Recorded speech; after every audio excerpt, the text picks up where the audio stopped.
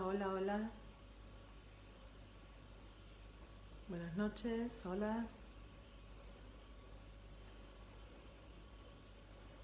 ¿Qué tal?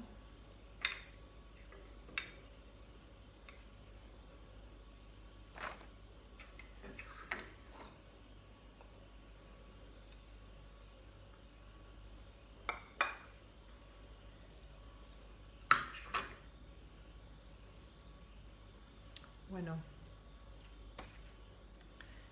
estamos en probablemente la anteúltima lectura del año. Imagino que la próxima será la última. Si me lo pongo a pensar, me parece inverosímil. ¿m? Cómo surgieron estas lecturas, cuántas hubo, y cómo se fue convirtiendo para mí en algo muy importante, un modo de lazo con ustedes. Eh, las lecturas surgen por un accidente, en realidad, por una incompatibilidad, por decirlo de alguna manera. Hola, Lu. La incompatibilidad fue que yo había empezado a hacer lecturas cortitas, 3 minutos, 5 minutos, que intentaba luego subir a mi blog. Esto se volvió una tarea penosa, difícil, por momentos muy frustrante porque no lo conseguía. Había un máximo de duración del video, que no sé si eran 2 minutos, 3 minutos, y a veces era difícil y me negaba yo a leer algo constreñida por la duración y no por lo que estaba leyendo y por la importancia de lo que estaba leyendo. Entonces, como me cansé de intentar subir al blog desde los distintos dispositivos los videitos que hacía, que se llamaban Leo en vivo en 3 minutos, un día dije, bueno, si por ahí no es, será por otro lado. Y empezaron las lecturas en Facebook.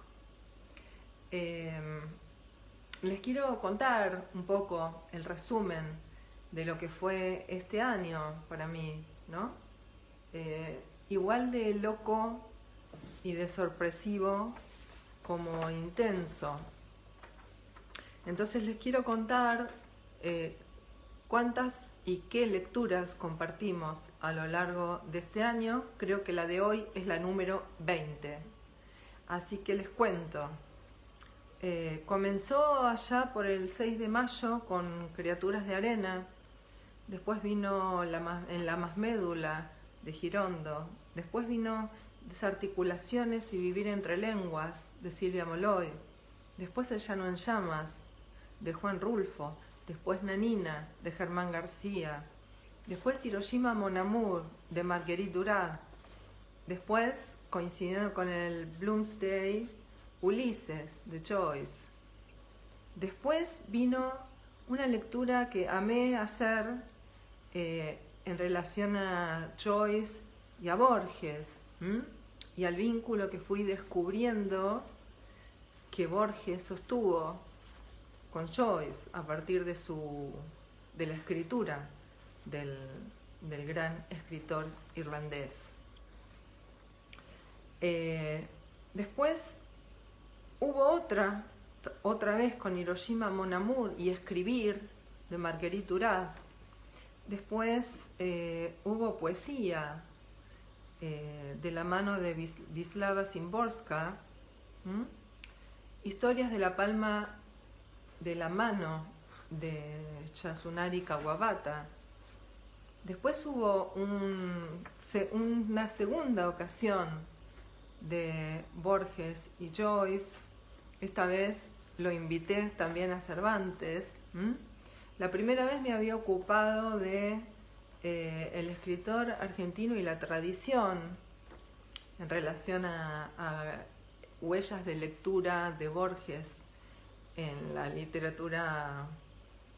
Hola, Mónica. En la literatura de Joyce. La segunda vez me ocupé de Pierre Menard, autor del Quijote. Y la teoría de la lectura y de la escritura que está expresada en ese hermoso cuento de Borges, y cómo también vuelve Joyce otra vez, ¿no? En la pluma de Borges, relacionándolo con por supuesto con el Quijote, por eso Cervantes, y con Bloom. Hablamos de la biblioteca de Bloom, de la biblioteca de El Quijote. Bueno, fue muy hermosa. Amé esas dos lecturas que tuvieron por protagonistas a Joyce y a Borges. Después volvieron Szymborska y Girondo, porque hay veces que se me imponía apelar a la poesía, que la encontré en todos estos meses atroces, muy antipandémica y anticuarentena. Después vino Las Mil y Una Noches, dos lecturas dedicadas a Las Mil y Una Noches, esa obra impresionante y sorprendente que les conté que yo heredé de mi tía abuela. Después, el Día del Psicólogo, leí El caso Anne de Gustavo de Sal, dedicado a Germán García, que batallaba hasta el cansancio de que los psicoanalistas no son psicólogos. Hola Alicia, hola Nora, ¿cómo están? Bienvenidas. Después volví sobre Criaturas de Arena, mi última novela publicada, pero con otros capítulos que en la primera lectura. Luego vino el homenaje a Pasolini de la mano de Germán García y su texto Los puntos suspensivos de Eugenio Montale, y la anterior dedicada a Juarros y a su poesía vertical. Con la de hoy suman 20. No me lo puedo creer realmente, porque no estaba previsto para nada, ni que existieran las lecturas, ni que fueran tantas, y tampoco que me hubieran a mí resultado tan felices y que a muchos de ustedes les haya gustado mucho. Bueno, entonces hoy quería volver sobre poesía vertical de Roberto Juarros, y me voy a detener básicamente en la sexta poesía vertical de 1975, porque seguí leyendo y realmente son imperdibles los poemas. Se me iban encadenando uno atrás del otro para leerles, para compartirlos con ustedes. Así que bueno, vamos a empezar por ahí. Sexta poesía vertical, 1975. El primer poema dice así: todo salto vuelve a apoyarse, pero en algún lugar es posible un salto como un incendio, un salto que consuma el espacio donde debería terminar. He llegado a mis inseguridades definitivas. Aquí comienza el territorio donde es posible quemar todos los finales y crear el propio abismo para desaparecer hacia adentro. Una preciosidad. Un poema muy topológico, muy topológico. Perderse hacia adentro. Otro. Hay mensajes cuyo destino es la pérdida, palabras anteriores o posteriores a su destinatario, imágenes que saltan del otro lado de la visión, signos que apuntan más arriba o más abajo de su blanco, señales sin código, mensajes envueltos por otros mensajes, gestos que chocan contra la pared, un perfume que retrocede sin volver a encontrar su origen, una música que se vuelca sobre sí misma como un caracol definitivamente abandonado. Pero toda pérdida es el pretexto de un hallazgo. Los mensajes perdidos inventan siempre a quien debe encontrarlos. Qué hermosura, ¿no? Qué hermosura. Toda pérdida es el pretexto de un hallazgo. Los mensajes perdidos inventan siempre a quien debe encontrarlos. La joya. Bueno, otro. Crear algunas palabras para no decir, tan solo para contemplarlas como si fueran rostros de recién nacidas criaturas del abismo. Crear esas palabras con la exaltada gratuidad de un fuego que no va a ser utilizado y que solo arderá como un espejo hipnótico de nuestra propia gratuidad fundamental.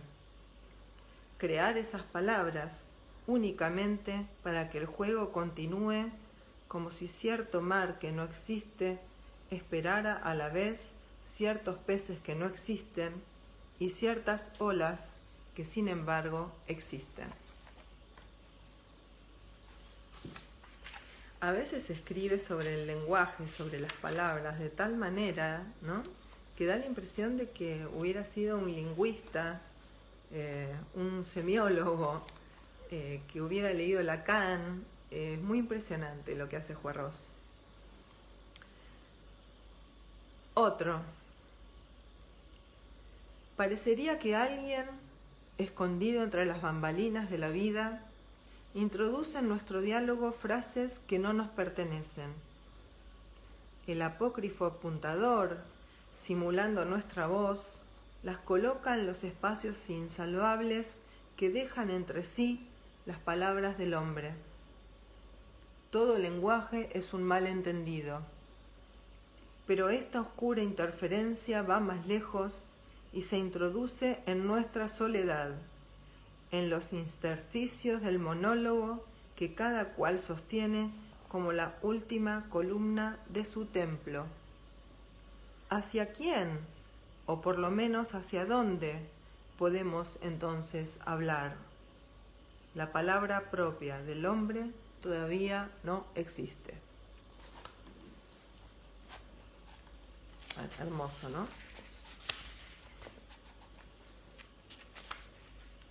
Muy hermoso.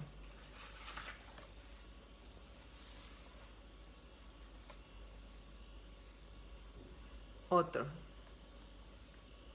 Desbautizar el mundo. Sacrificar el nombre de las cosas para ganar su presencia. El mundo es un llamado desnudo, una voz y no un nombre, una voz con su propio eco a cuestas. Y la palabra del hombre es una parte de esa voz, no una señal con el dedo, ni un rótulo de archivo, ni un perfil de diccionario, ni una cédula de identidad sonora, ni un banderín indicativo de la topografía del abismo. El oficio de la palabra, más allá de la pequeña miseria y la pequeña ternura de designar esto o aquello, es un acto de amor, crear presencia. El oficio de la palabra es la posibilidad de que el mundo diga al mundo, la posibilidad de que el mundo diga al hombre. La palabra, ese cuerpo hacia todo. La palabra, esos ojos abiertos. Lindo, ¿no? El poder creacionista de la palabra, de crear mundos posibles. La ficción sabe eso. Otro.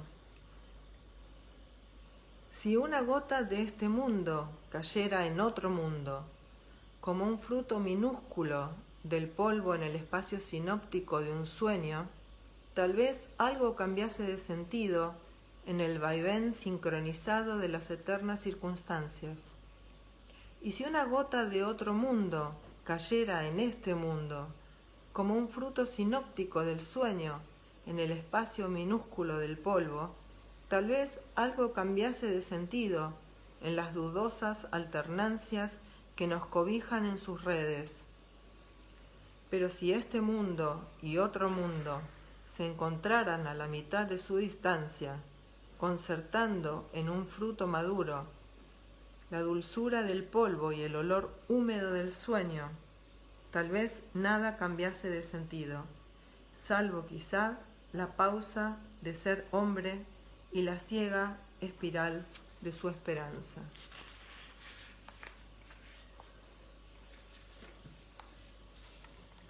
Otro. Miro un árbol. Tú miras lejos cualquier cosa, pero yo sé que si no mirara este árbol, tú lo mirarías por mí, y tú sabes que si no miraras lo que miras, yo lo miraría por ti. Ya no nos basta mirar cada uno con el otro. Hemos logrado que si uno de los dos falta, el otro mire lo que uno tendría que mirar. Solo necesitamos ahora fundar una mirada que mire por los dos lo que ambos deberíamos mirar cuando no estemos ya en ninguna parte. ¿No es una belleza? ¿No es una hermosura este poema? Es una belleza. O sea, ya no nos basta mirar cada uno con el otro. Hemos logrado que si uno de los dos falta, el otro mire lo que uno tendría que mirar. Solo necesitamos ahora fundar una mirada que mire por los dos lo que ambos deberíamos mirar cuando no estemos ya en ninguna parte. Muy conmovedor, muy conmovedor. Son maneras de decir el amor, ¿no? Impresionante. Son maneras de decir el amor. Otro. Me bebo en el vaso de agua con que calmo mi sed. Me escucho al final de la palabra con que nombro al mundo. Me espero detrás de la puerta a la que llamo. Me recuerdo en la sustancia del olvido con que me oculto en mi memoria. Me deletreo como un sueño silábico en la mirada con que me leen tus ojos.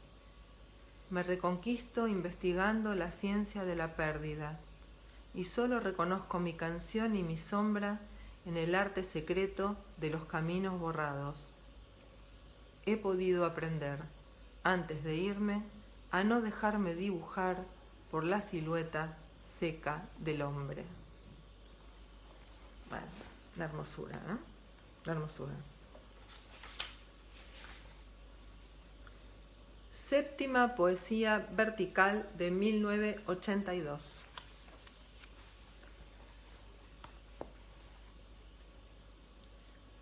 Usar la propia mano como almohada. El cielo lo hace con sus nubes, la tierra con sus terrones y el árbol que cae con su propio follaje. Solo así puede escucharse la canción sin distancia, la canción que no entra en el oído porque está en el oído, la única canción que no se repite. Todo hombre necesita una canción intraducible. ¿No es una hermosura? Hola, Susana. ¿No es hermoso esto? Todo hombre necesita una canción intraducible. A mí me asombra, me subyuga, me emociona. Juerros. Otro. Un misterio cuyo mayor misterio sea su claridad. Un misterio que consista en mostrarse. Un misterio que desnude la palabra del hombre hasta volverla un perfil de roca en el silencio. Un misterio al que haya que acostumbrarse como un ojo a una nueva forma de la luz. Y entonces plantar allí los últimos jirones, los jirones que engendran su propio viento, para poder flamear donde todo termina, donde solo es posible la suprema claridad del misterio. Muy bello, ¿no? Muy bello. Muy bello.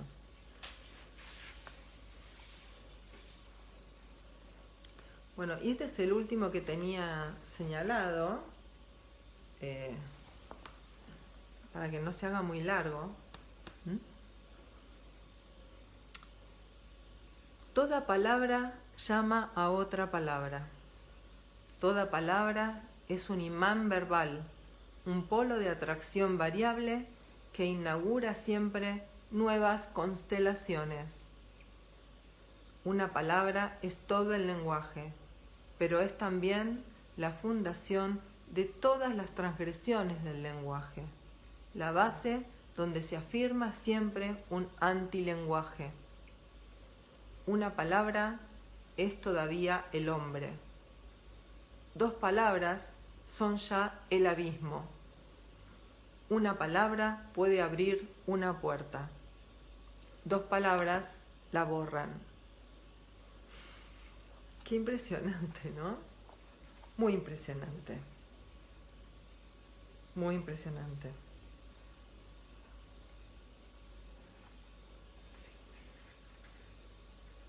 Leo un par más, 2 o 3 más.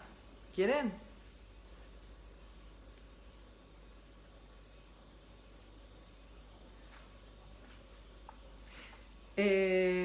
Creo que se debe llamar Toda palabra llama a otra palabra, porque en general el título del poema replica el primer verso. Déjame que te lo confirmo, Susana. Es el 9 de la 7ª, creo, poesía vertical. Sí, toda palabra llama a otra palabra, así se llama. Bien. Les leo algunos más. La verdad es que son una maravilla.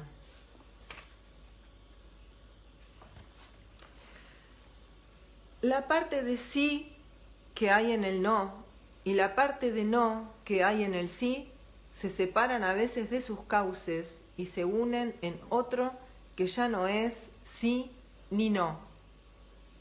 Por ese cauce corre el río de los cristales más despiertos. ¡Qué belleza! ¿O no? Por favor, no me digan que esto no es una maravilla. Leyendo a Juarros, hola Graciel, yo a veces no, casi siempre, tengo la sensación de que el tipo logra en sus poemas, que además son concisos, son breves, son quirúrgicos por cómo están trabajadas las palabras, ¿no? Como si el tipo lograra extraer el depósito, el sedimento de siglos de pensamiento, de siglos de filosofía, de siglos de pensamiento religioso, místico, de siglos de cosas dichas sobre el amor. Es realmente muy impresionante lo que a mí me pasa leyendo Juarros, y creo que le debe pasar a casi todos los que lo leen, porque leer a Juarros es quedar absolutamente cautivada por su escritura, ¿no?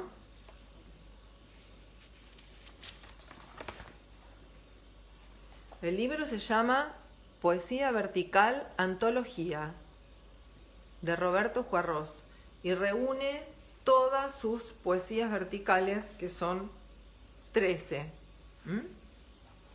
Comienzan en 1958 con la primera poesía vertical y terminan en la 13ª en 1993. Bien.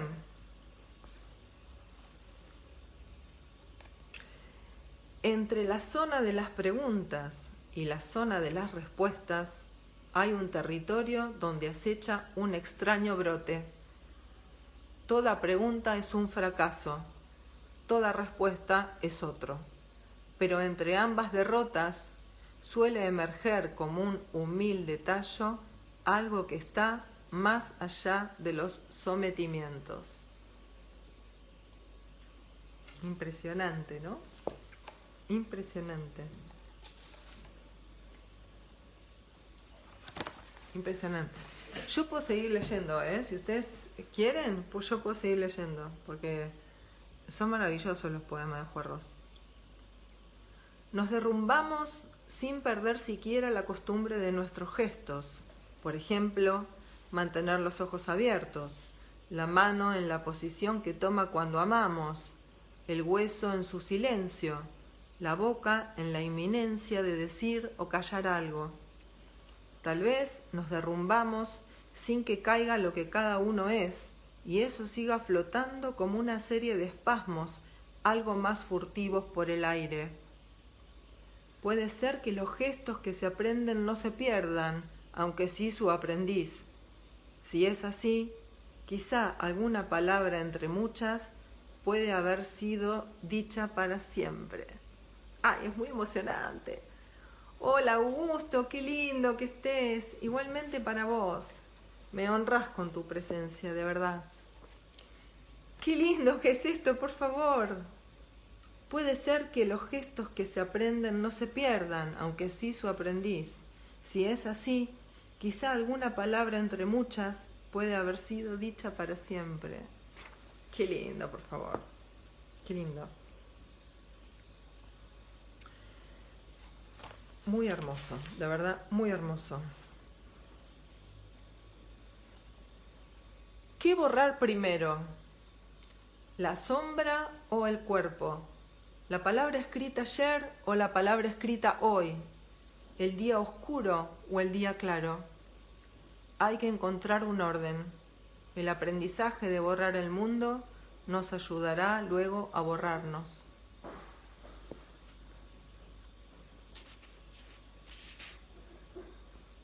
Muy hermoso.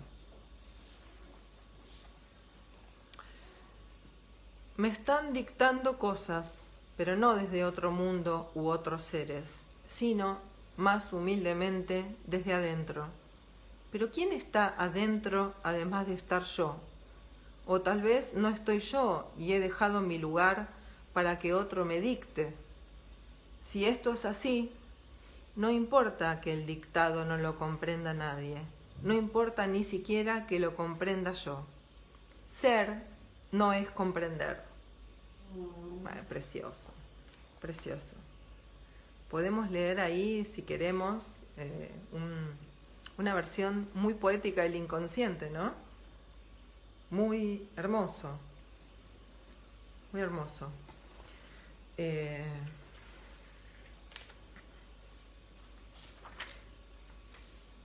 verdad, es muy impactante la poesía de Juarros. Traer el horizonte a nuestro lado, desplegarlo en la calle como una bandera, incendiar con su cuerpo desnudo el aire, el corazón y los rincones, y cerrar las ventanas para que no desaparezca. Iniciar entonces su conversión, hasta ponerlo firmemente de pie, como un árbol o un amor desvelado, y cambiar el horizonte en vertical en una fina torre que nos salve por lo menos la mirada hacia arriba o abajo. Muy hermoso.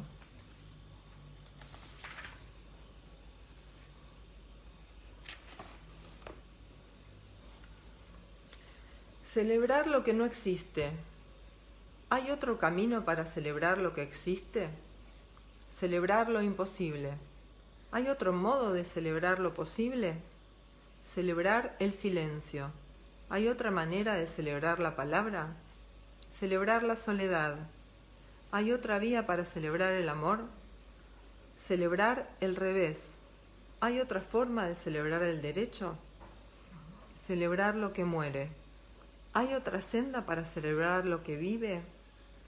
El poema es siempre celebración porque es siempre el extremo de la intensidad de un pedazo del mundo, su espalda de fervor restituido, su puño de desembarado entusiasmo, su más justa pronunciación, la más firme, como si estuviera floreciendo la voz.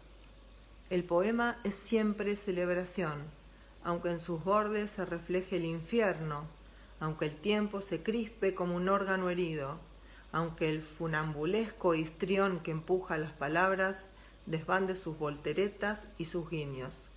Nada puede ocultar a lo infinito. Su gesto es más amplio que la historia. Su paso es más largo que la vida. Muy hermoso, muy hermoso, muy hermoso.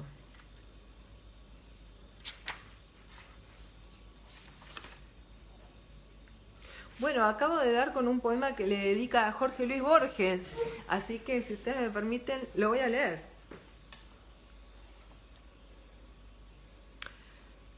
Morir pero lejos, no aquí, donde todo es una aviesa conspiración de la vida hasta las otras muertes. Morir lejos, no aquí, donde morir es ya una traición, más traición que en otra parte. Morir lejos, no aquí, donde la soledad descansa ratos como si fuera un animal tendido olvidando su espuela de locura. Morir lejos, no aquí, donde cada uno se duerme siempre en el mismo sitio, aunque despierte siempre en otro. Morir lejos, no aquí. Morir donde nadie nos espere, donde haya lugar para morir. Para Jorge Luis Borges. ¡Wow! Conmovedor, conmovedor.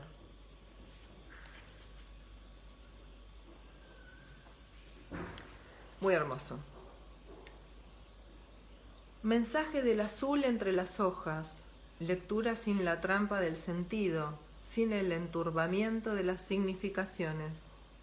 Mensaje del silencio cuando no espera de ningún otro mensaje, cuando es solo una masa desnuda. Mensaje del gesto más inexperto de tus manos, olvidadas de ti, de mí, de todo, de la combinación de sus funciones que a veces soliviantan al mundo. Mensaje del azar que se despierta, o quizás del azar que se duerme y abandona la última vigilancia para que lo que ocurre ocurra como si no ocurriese. Mensaje sin mensaje. No hay mayor libertad. No hay nada más opuesto a la muerte. No hay encuentro más abierto. Precioso, ¿no?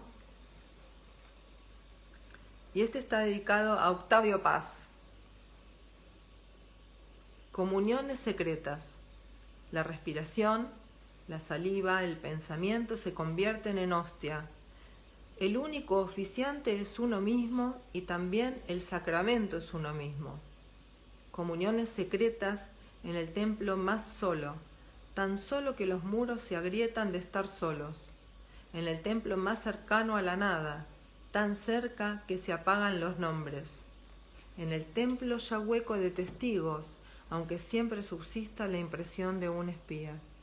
Comuniones secretas, con la piel de ser algo, con la gestión insomne de no serlo, con los pasados secos del amor y la muerte, con los signos prestados de las nuevas visiones, con el gozo que a veces nos traba el infinito, con el sueño que poda las ramas de la noche, con la luz invertida que alimenta el silencio, con el rito cansado de volverse fantasma. Comuniones secretas, fundación de otro adentro, y más adentro todavía, fundación de otra nada. A Octavio Paz. Bueno, muy lindo. Muy lindo. Los dos últimos, ¿sí? Porque si no me quedo acá hasta las 3 de la mañana. De verdad, porque me resulta muy atrapante la poesía de Juarros. Cada cosa es un mensaje, un pulso que se muestra, una escotilla en el vacío. Pero entre los mensajes de las cosas se van dibujando otros mensajes, allí en el intervalo entre una cosa y otra, conformados por ellas y sin ellas, como si lo que está decidiera sin querer el estar de aquello que no está. Buscar esos mensajes intermedios, la forma que se forma entre las formas, es completar el código, o tal vez descubrirlo. buscar la rosa que queda entre las rosas, y aunque no sean rosas.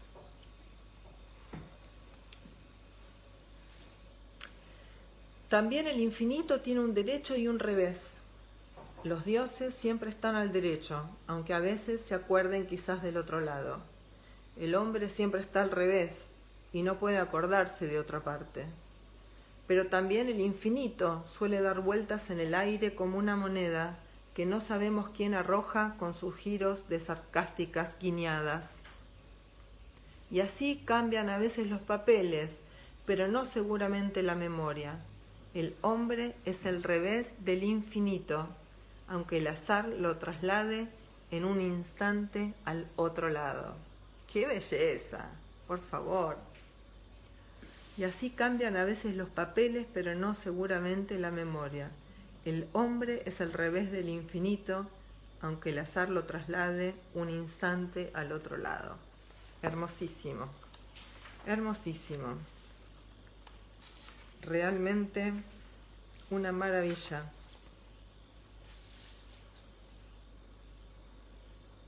Bueno, y el último. Sí, el último. Ya prometí el último hace como 10 poemas. Hay que vivir lo que no tenemos.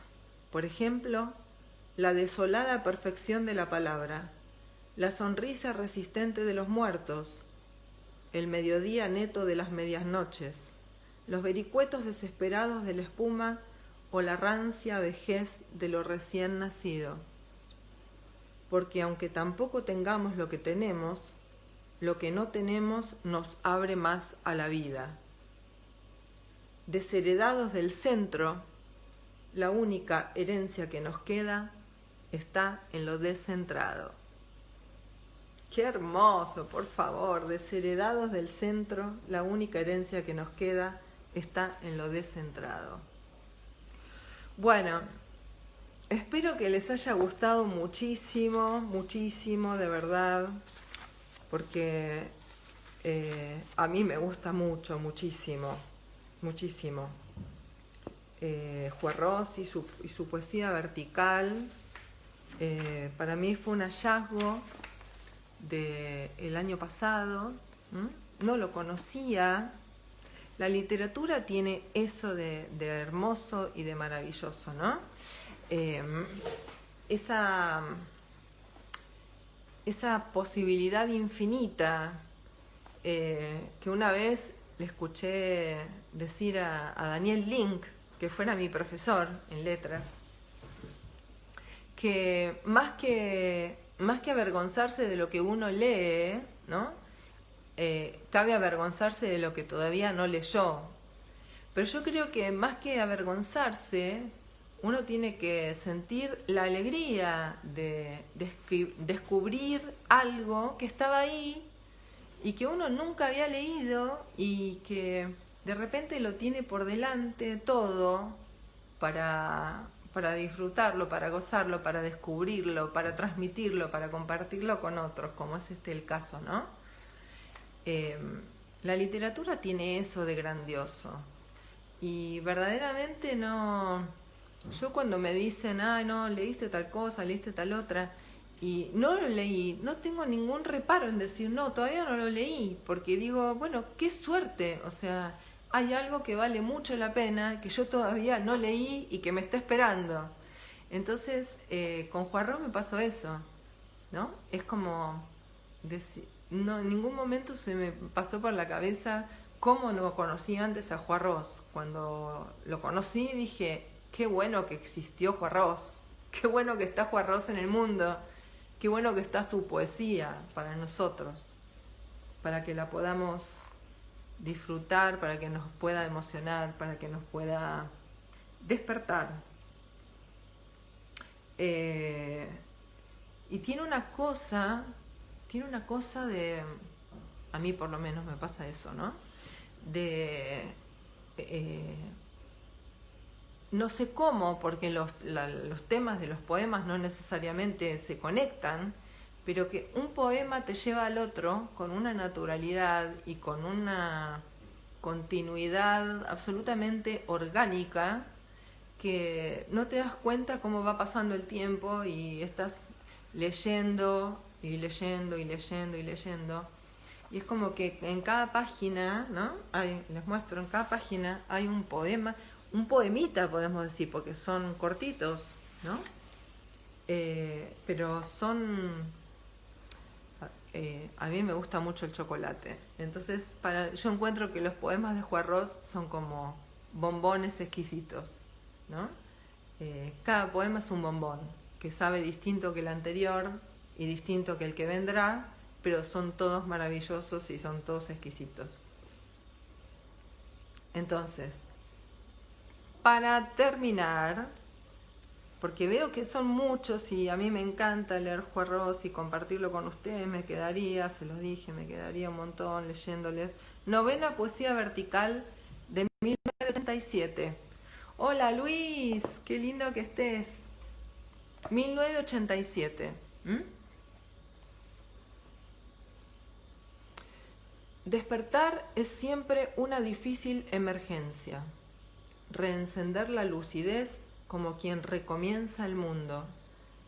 Por eso nos quedamos en los estados intermedios. El hombre no es una criatura despierta, desconoce lo abierto. Llamas que se consumen a medias, párpados que se olvidan del ojo, jardines paralizados en la noche, huecos de la intemperie acorralada.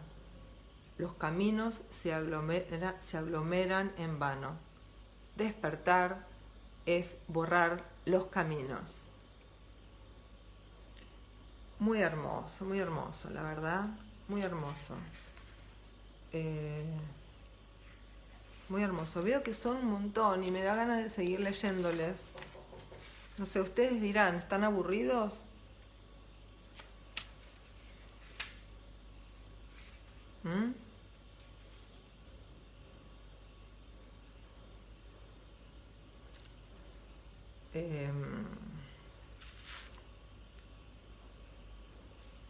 ¿Sigo? Bien.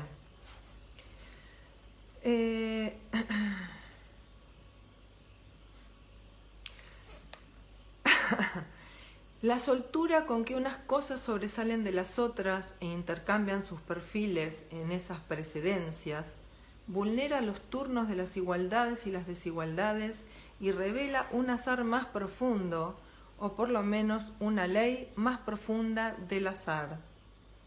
La altura de la rosa no es la altura de la piedra, pero a veces la rosa la supera en su éxtasis. La altura del hombre no es la altura de la lluvia, pero su mirada suele ir más allá de las nubes. Y a veces la luz aventaja a la sombra, aunque la sombra tenga siempre el último turno. Las jerarquías son una distracción del infinito, o quizá un accidente. Las alturas se suplantan como torres que bailan, pero todo cae desde la misma altura. Hermoso, muy hermoso. El pensamiento palpa al mundo como un tacto suplente, o tal vez titular. Las cosas se tocan recién cuando se piensan. Pensar el mundo es alcanzarlo. Pero hay noches que crecen con exceso, días descarnadamente lívidos y algunos aprensivos claroscuros donde necesitamos tocar las cosas con los dedos. Tocar un cuerpo, por ejemplo, como un tibio talismán contra la muerte, o tocarse el propio rostro para confirmar que aún no hemos desaparecido. El pensamiento es también materia y la materia pensamiento, pero la agonía del hombre es todavía algo más. Es tal vez otro tacto que ordena sus funciones. Maravilla. Una maravilla. Una maravilla.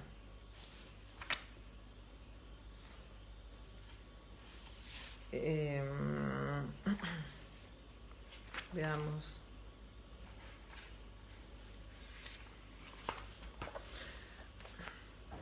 No prestar atención a las palabras, salvo a aquellas que transportan su propia carga de silencio. El discurso del hombre es extrañamente opresivo, pero algunas palabras quedan sueltas como pájaros que caen de sus bandadas y que una zona especialmente susceptible del aire retiene y congrega. No prestar atención tampoco a la escritura, salvo a ciertas páginas desprendidas o rotas que conservan fragmentos de algunas historias que no parecen historia, o de un balbuceo con una extraña hilación, papeles que el viento arremolina en los rincones. Y ni siquiera prestar atención a lo callado, porque el silencio del hombre es casi siempre nada más que un terreno baldío, cercado por unas tapias lastimosas que impiden que lo arrastren las hormigas. Además de la palabra y el silencio, el verdadero lenguaje articula otras cosas. Por ejemplo, el filo sin sosiego que lo hiere. ¿Qué tal? Muy hermoso. Muy hermoso.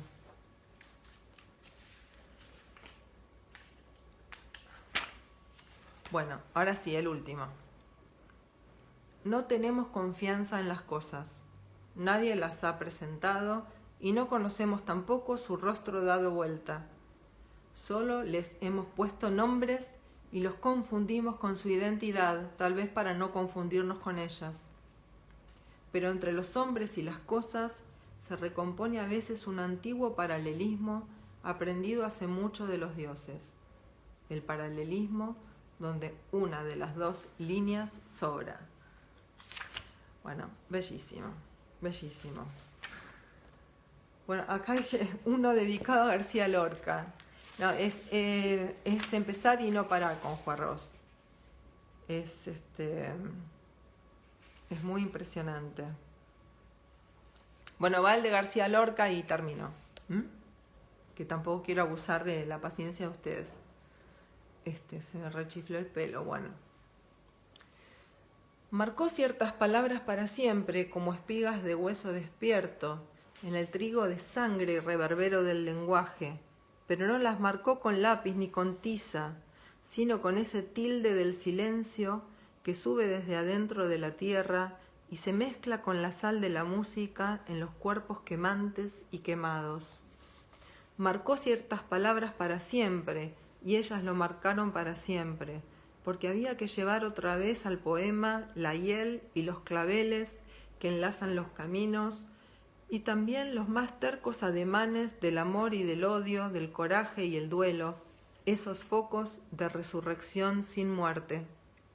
Marcó ciertas palabras, las cantó para todos, las enancó en el lomo del color y la música, nos entibió con ellas la mano en el arado que cada cual trabaja. Nos dibujó de nuevo este mundo y los otros, nos mostró que es posible ser hombre y ser destino. Marcó ciertas palabras para siempre. ¿Qué más pedirle a un hombre que además es un duende? ¿Qué más pedirle a un hombre que marcha hacia la muerte? ¿Qué más pedirle a un hombre que abrió el sol y la luz como un limón maduro? Marcó ciertas palabras, creyó ciertas palabras, creó ciertas palabras. No las olvidaremos. No olvidar es la forma de proseguir marcando para siempre las palabras y el mundo. A Federico García Lorca. Qué belleza, ¿no? Qué hermosura. Qué hermosura. Bueno, dejemos acá. Les agradezco muy profundamente. Había elegido nada más que unos 10 poemas, debo haber leído como 20. Gracias a la presencia de todos ustedes y a su atención y a sus comentarios de que lo estaban pasando bien. Imagino que haré una lectura más en lo que quede del año, probablemente la semana que viene. Probablemente sea algo especial. Vamos a ver. No porque todo lo anterior no lo haya sido, sino porque quizás sea especial para mí, pero tampoco es seguro, como les digo siempre, ¿no? si algo nos enseñó este año es que, ay, Néstor, me tentás. Si algo nos enseñó este año es que no hay nada seguro, gente, salvo, creo yo, la muerte. Todo lo demás es relativo, es transitorio, es perenne, ¿no? Creo que sí, bueno. Todo lleva la caducidad dentro de sí, entonces nada es seguro.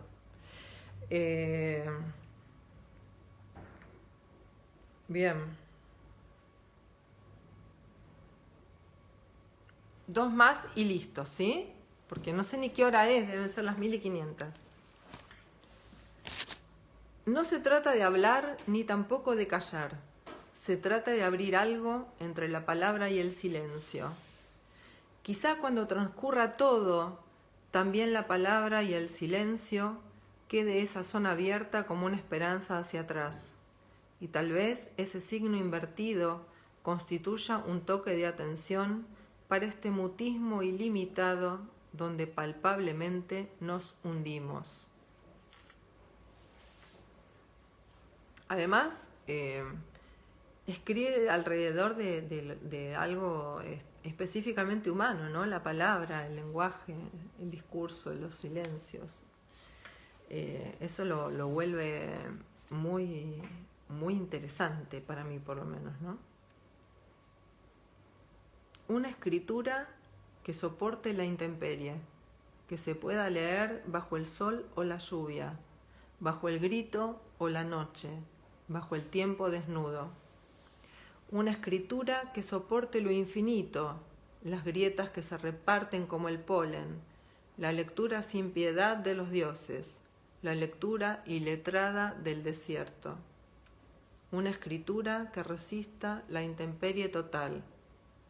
Una escritura que se pueda leer hasta en la muerte. Hermoso. Hermoso. Bueno, ahora sí, me queda agradecerles nuevamente, decirles que habrá una próxima y que después vendrá un descanso. Fue un año muy intenso y difícil. No porque esté cansada de leer, al contrario, me pasaría horas leyéndoles, me gusta muchísimo, sino porque demasiados dispositivos.